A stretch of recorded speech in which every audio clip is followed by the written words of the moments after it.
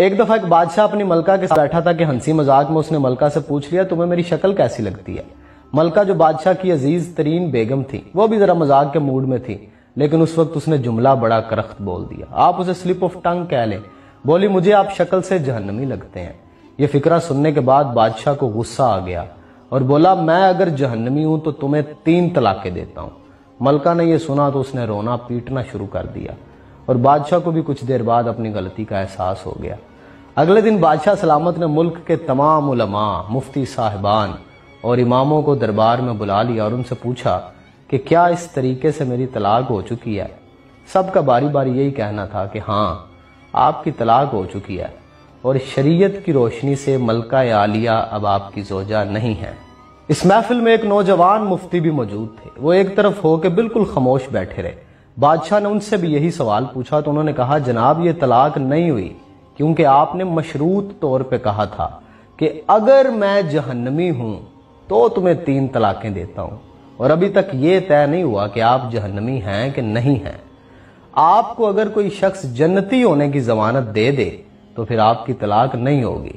بادشاہ سلامت نے جوشیلے انداز میں پوچھا لیکن مجھے اس کی ضمانت دے گا کون؟ سب نے اس سوال کے جواب پہ اپنے سر جھکا لیے کہ دنیا میں کون شخص جنتی ہے اور کون جہنمی ہے، اس کی کوئی ضمانت کیسے دے سکتا ہے بھلا؟ نوجوان نے جب تمام علماء کو خاموش دیکھا تو وہ بادشاہ سلامت سے مخاطب ہوا، بادشاہ سلامت میں آپ کو یہ گارنٹی دے سکتا ہوں، لیکن اس کے لیے آپ سے ایک سوال پوچھوں گا، اگر آپ کا جواب ہاں ہوا تو میں یہ آپ کو ضمانت دے دوں گا۔ بادشاہ نے کہا پوچھو۔ تو نوجوان نے پوچھا کہ آپ کی زندگی میں کبھی کوئی ایسا موقع آیا تھا کہ آپ گناہ پہ قادر تھے لیکن آپ نے صرف اللہ رب العزت کے خوف سے وہ گناہ چھوڑ دیا تھا؟ بادشاہ نے کچھ دیر سوچا اور سر اٹھایا اور کہا ہاں ایک بار ایسا ہوا تھا، میں اپنی خوابگاہ میں داخل ہوا، وہاں ایک نوکرانی صفائی کر رہی تھی، وہ لڑکی بڑی خوبصورت تھی، میں بھٹک گیا، میں نے دروازے کو اندر سے بند کر لیا، میں غلط نیت سے اس لڑکی کی طرف بڑھا تو اس نے رونا پیٹنا شروع کر دیا اور وہ چلا کے بولی اے بادشاہ اللہ سے ڈرو، وہ تم سے زیادہ طاقتور ہے۔ میں نے جب یہ سنا تو میرے اوپر اللہ رب العزت کا خوف طاری ہو گیا۔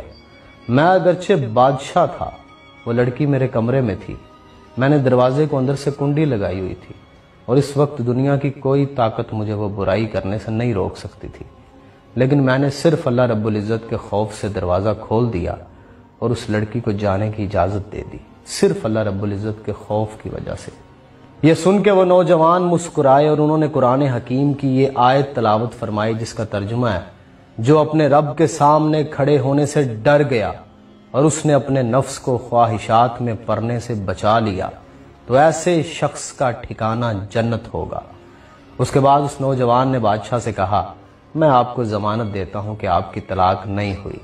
وہ نوجوان امام شافعی رحمۃ اللہ تعالی علیہ تھے۔